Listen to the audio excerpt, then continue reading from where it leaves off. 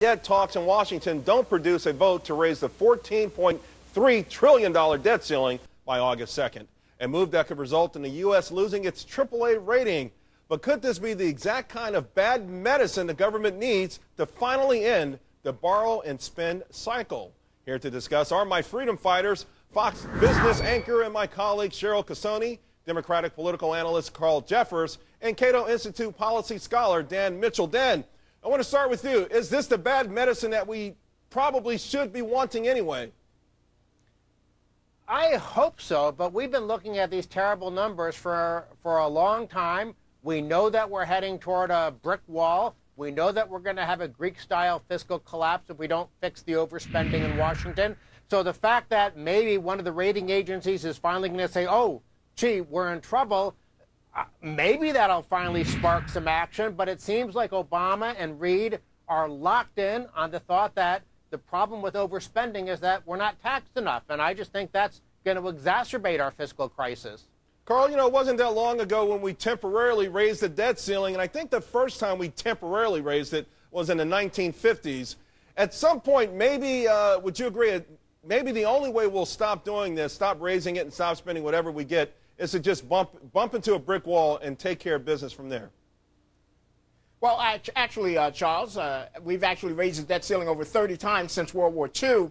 What's most significant is that we have never raised the debt ceiling with conditions, either to raise taxes or to make cuts. We just simply raised the debt ceiling, and Congress people didn't go on TV to make issues of how they were either going to vote for it or not going to vote for it based on what the president did. This is the first time that's happened. And, you know, this talk about, is it possibly now serious enough that maybe this will teach us a lesson, that's like telling somebody you need to have a heart attack in order to change your diet. Hey, you know, the reality is, for some people it comes to that, though. Cheryl, you know yeah, but not from advice. It just happens, but not from somebody advising you. Okay, Carl, 1 second.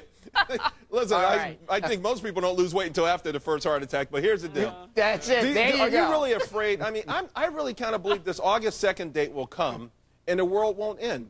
I mean, is this really the doomsday scenario everyone's talking about? I think that you've had, with the credit rating agencies, excuse me, at this point you've had enough warnings from them. Yes, those warnings are directed at Washington, but I think we've had enough of them write up and say, look, the fiscal house is not in order in the United States of America. You've got to stop spending. They've got to cut spending, and they've got to stop increasing the debt limit. So I think that August 2nd is a crucial day. I disagree. I think that you've actually got to be aware of this because the markets are very aware of it. Charles, you know this. If we do not do something before August 2nd, and every single day that this fighting in Washington continues, the markets get more and more uneasy because of what was mentioned a moment ago, and that is Greece. We don't want to be Greece. We could be Greece. And don't think every bank in Europe isn't going to be hitting every bank in the U.S. when all of this implodes in Greece, and we could be But it is interesting, though, Cheryl, that the bond market, which is normally the canary in the coal mine, has been pretty calm about this. You know, America's borrowing money at very low rates. Charles, I agree with you. Charles, but here's the thing. Hold on. Let me finish my thought. Let me finish my thought. The only thing I will say, though, Charles, is that if you look at the activity in the bond market, French banks, this happened today, they said, okay, we can maybe cover 70%, but 30% uncovered. What does that do to the U.S. bond market? You want to talk about what's happening here? Okay, Carl, I'm done. Go ahead. Okay, Carl, you got Charles, this will be real quick. This will be real quick. The big problem with that is that we cannot look at this as a requirement to cut spending before August 2nd versus raising the debt ceiling before August 2nd. We have to raise the debt ceiling whether we cut the spending or not, and we probably need to deal with the spending cuts after that, but you cannot tie the two in and link them inextricably. Then when do you do it, Carl? Then when are you going to do it? Like you said, politicians won't cut the spending. This time will be different. By the way, guys, today the House Energy and Commerce Committee revealing troubling results from a review looking into hundreds of grants the Environmental Protection Agency handed out to foreign governments and organizations. The committee is demanding that the EPA produce more information on these obscure grants that have cost taxpayers, get ready for it, $100 million over the past decade. Dan, this is more outrage. The EPA is crushing American businesses and cutting checks to foreigners. Well, let me start by bending over backwards. To be fair, if something is a legitimate federal responsibility, let's say that a military base has an environmental cleanup situation and the low-cost bidder that was qualified was a foreign firm, I have no problem with free trade and open, fair bidding for contracts. But what I strongly suspect is that these $100 million, and I'm sure it'll be a lot higher when it's all over and done with, that most of this money is just for pork barrel, grotesque, wasteful spending, the kind that makes Washington such a odious place to the American taxpayer. Cheryl, I don't get it. I mean, we're suffering here. People need money. People need jobs. Yeah. How can we keep cutting checks to foreign governments, how do we do this? How do we keep doing it and get away with it? We're doing it. 3 words, everybody. Breathe right, Jakarta. Are you kidding me? That's where we're spending American taxpayer money, to Jakarta. Did you see the money that we're spending for quote-unquote training in Jordan? What are they training them for? I mean, come on. If you look at the list of all the companies, it's countries, it's Colombia, and it could be seriously a big waste of money. But the EPA is going to come out. They're going to explain this. I'm anxious to see how they defend themselves. I am too. Carl, how will they defend themselves?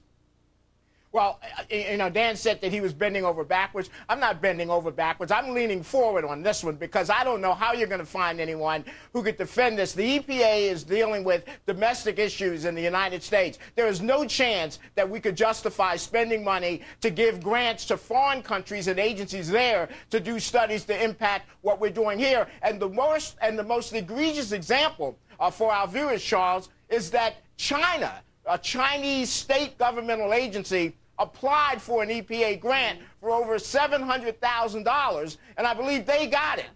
We should be applying to them to fund all of our EPA activities over here, and that would maybe cancel some of the debt, which will be a lot greater after August 2nd, going back to that other conversation. Yeah, so clearly, this is outrage, and this is way beyond what I think the original charter was for the EPA, and I don't support this, and anyone in the administration that can justify it would have to provide much stronger evidence than I've seen today. So Dan, Carl Jeffers is a voice of reason here on this one. Really? What do you mean on this one, on all of the issues, it's Charles? Hard for Carl, how can we honestly find any kind of real good reason for this, Dan? Well, I suspect we strongly can't find a reason, but I'm holding open the possibility that some of it was legitimate. But let's put it in the big picture. In the last 10 years, under the big spending policies of both Bush and Obama, we have doubled the size of the federal government.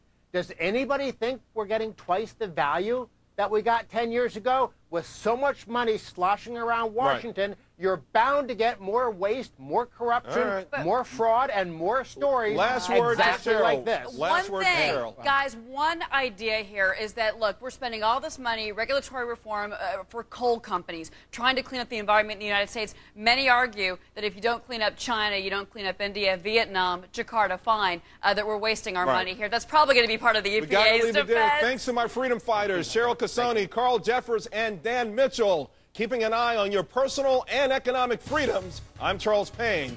Good night, America.